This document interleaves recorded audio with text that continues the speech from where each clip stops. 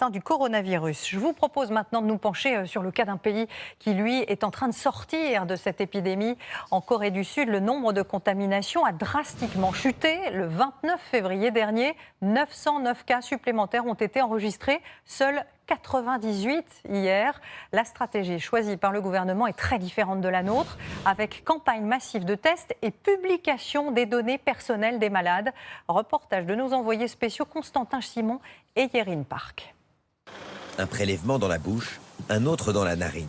C'est la méthode de dépistage la plus rapide au monde. Moins de 10 minutes contre 30 minutes minimum à l'hôpital. Je me sens en sécurité parce que le système mis en place est très efficace. N'importe qui peut venir se faire tester à n'importe quel moment. En voiture, à pied, 15 000 Sud-Coréens sont testés chaque jour. Un record mondial. Je me sens plus protégée ici parce que c'est en extérieur. On a moins peur d'être contaminé que dans un hôpital. En 24 heures, le patient obtient le résultat par SMS. En Corée, on a eu beaucoup de foyers importants de contamination, dans des communautés religieuses ou des maisons de retraite. Donc on doit faire beaucoup de tests pour isoler les gens contaminés et éviter que le virus se propage davantage. Il faut aller très vite. Les Sud-Coréens sont allés si vite qu'aujourd'hui ils exportent leurs kits de dépistage dans le monde entier, notamment vers les pays européens en rupture de stock.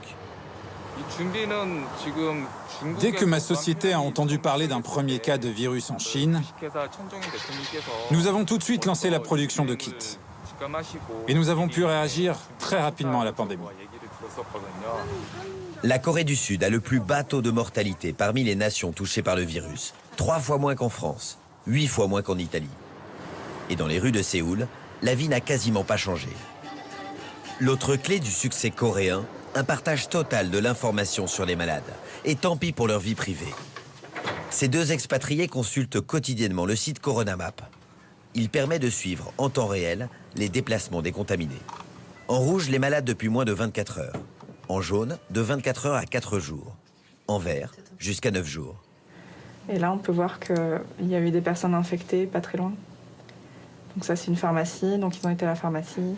Et c'est vrai que nous, ici, on trouve ça au contraire très rassurant parce qu'on sait exactement qui est infecté, quand, comment, où est-ce qu'il est passé, comment ça a été géré, quand il a été soigné, où il a été soigné. Enfin, il y a vraiment toutes les informations. Images de vidéosurveillance, analyse des cartes bancaires ou des téléphones des malades.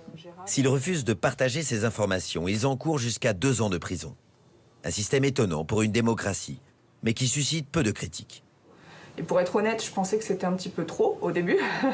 Et puis finalement, je m'aperçois qu'ils ont eu les bonnes réactions au bon moment parce que justement, c'est ce qui a permis de maîtriser. En 3 semaines, le nombre de malades a été divisé par 10 en Corée.